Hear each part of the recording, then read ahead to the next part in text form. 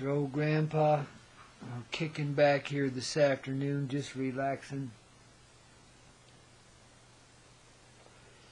Offering another smoking prayer for healing all across this land, and not just this nation, but this world, this entire existence. 'Cause it's all in need of healing, no matter how enlightened it may seem, no matter how dark it may seem. It simply needs reconfiguration, meaning we take what's here and turn it about 180 degrees. Now that may be unfathomable to many people. Even is to me at times. Because you can get so stuck in this world, you know, so living in its premise that, you know, you just are stuck in it. You know, you gotta have money to survive, you gotta have this chicken shit little job, gotta work for the man some way, somehow. 'Cause elsewise you got no other way to pay. Unless you want to be a criminal, in which case you should go into politics, 'cause it's really lucrative and you never go to jail. You know, but some people make a career out of jail. They kind of love it. I've known people in my time, in their younger days, of course. When they get older, they seem to change their mind. But in their younger days, I've seen people, you know, that wanted to fight over who was going to go to jail for this rap and that rap, you know, because they wanted to be in jail more than they wanted to be out running around robbing people. Go figure.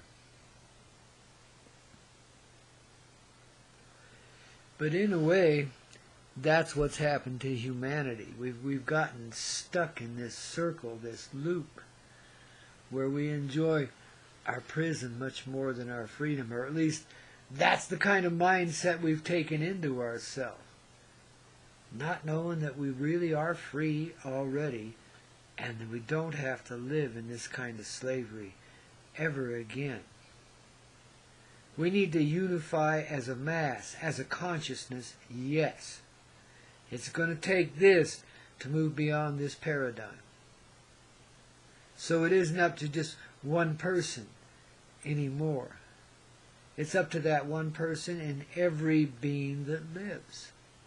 Now I've told you, we reach this tipping point where the balance turns, quote, quote, in our favor.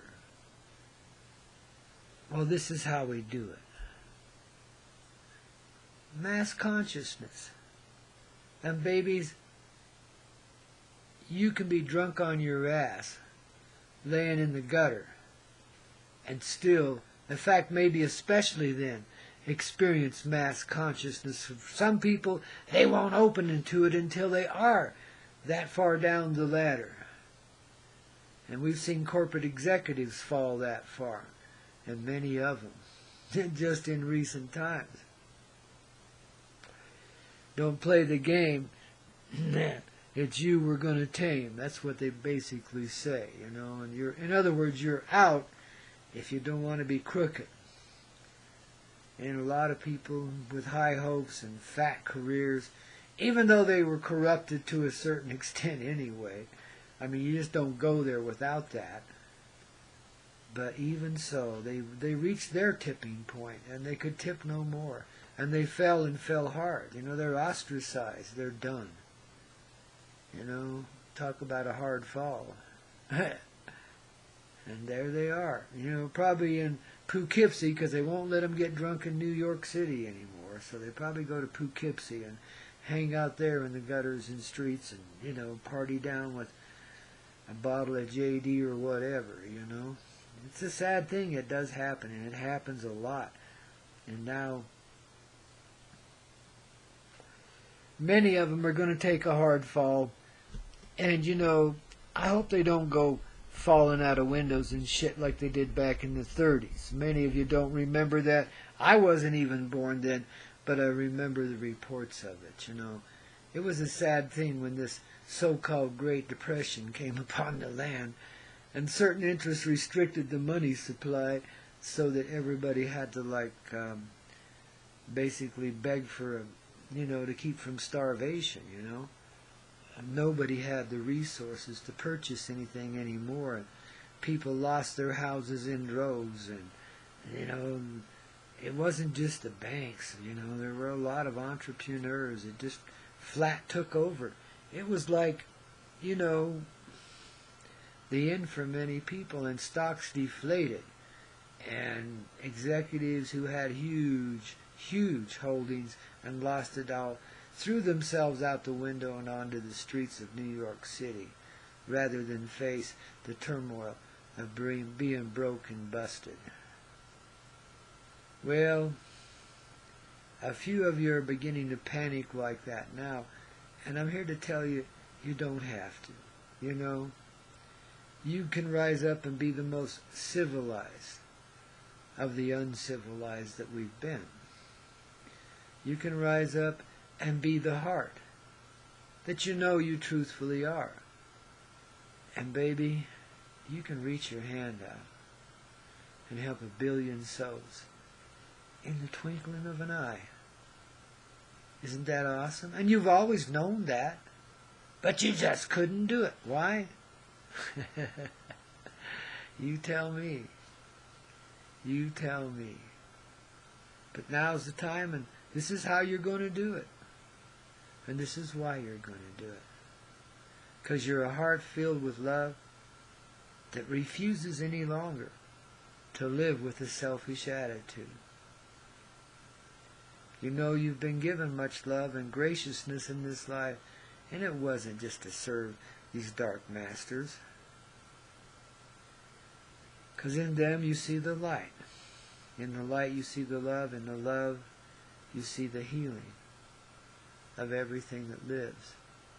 And you begin to understand your sainthood, why you've subjected yourself to these ancient tortures that goes hand in hand with the wealth you gain.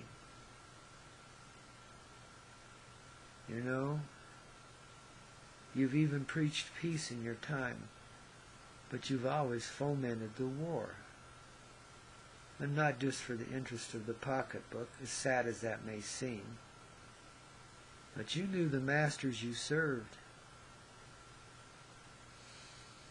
And there you go. It's a sad thing indeed that humans can sink so low as this, is to profit off of one another's misery and not think anything of it. Jesus H. Christ, what's wrong with your heads? Have you lost your hearts? Oh, sure as hell you have. But here's the moment you regain them. Because you've always wanted to be this loving being. You just didn't think you could be allowed to. And especially as time went on and the seasons changed and the pit got deeper, it didn't seem like there was any way out. Well, here's the way out, because you're already in it. And your heart says, it's time to be generous. It's time to share the soul of one of the most generous beings to ever live. And that would be you. Oh, and me too. But you're sitting on the powder keg. I'm just sitting on an old soft stool here, man. Rocking away, Living on the excess, as they say. Well, babies, in truth, I love you. I experience every one of you. I know your heart. I know your soul and the consciousness within it. And that's how I can speak the way I do.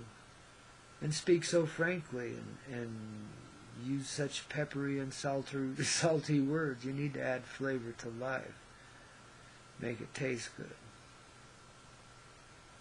But I hope you understand this world of opposites. This dream that seems to have gone awry, in which we live. in which we live as a singular consciousness? Oh, for Christ's sakes. Now that can't be real. Yet that's what we feel. Ha! Well, babies, it's time to pioneer some new turf. You know, I'm wearing my fringe jacket from back in the 70s. You know, not just in honor of my hippie friends, but in honor of the pioneering spirit in all the human beings that live, and everyone that walks and crawls and comes around. You know, people, we're a special kind of heart.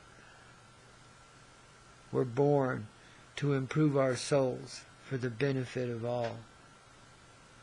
The people live through all these crazy trials, errors, triumphs, heartache, heartache after heartache after heartache.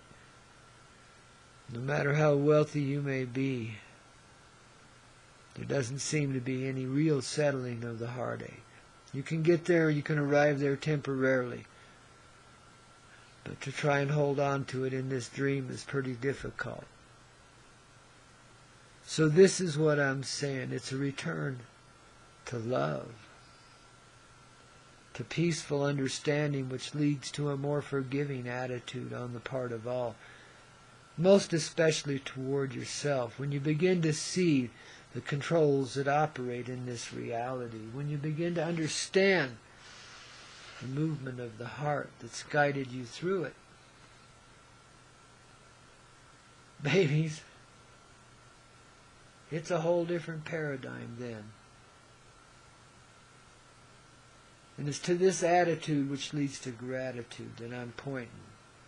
Because it's out of that gratitude, that appreciation for the darker moments, the lighter moments, and everything in between in your life. When you can see it from the higher side of things, from this eagle-eye perspective, when you can set your soul into all of your experience and know what it was experiencing right along with you and no longer be unconscious to that,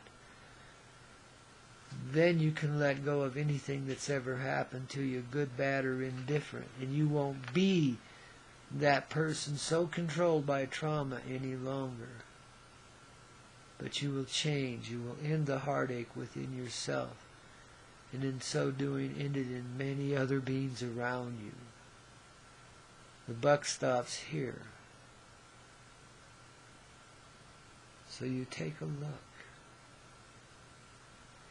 You know the nobility in enduring the most wicked of tortures. We're not speaking about imprisonment and ritual and shit. Just the psychological, the emotional, and the spiritual, of course. The most placid of lives can be so turbulent, so trying. People, when you really begin to see the honest nature of one another, let alone within yourselves, you will be astounded at what's really been happening here. When I speak of this graduation day, it's the day that everybody knows, experiences what's really going on. Because that's the day we'll change. That's when all the dominoes have fallen, because we reached the tipping point quite some time ago. So folks, hang in there. You're worthy of the journey. I am too. We're a part of a greater heart,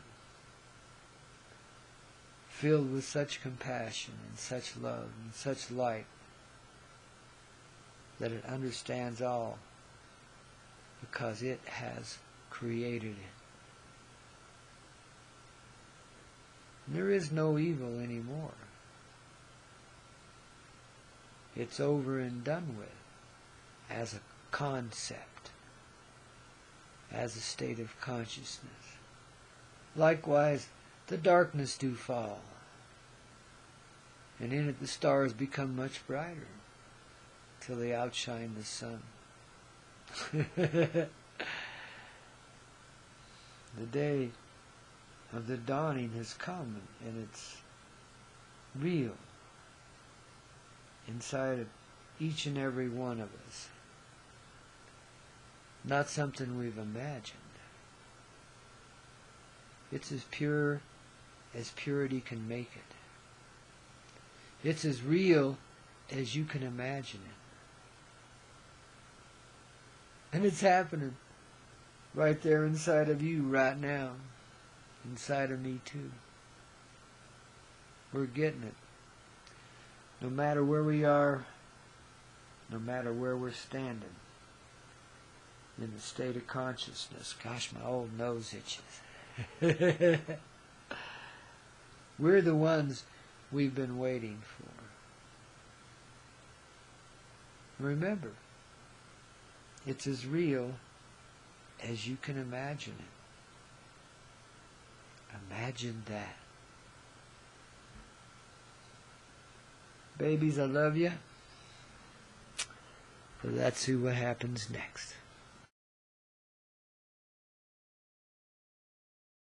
And that's really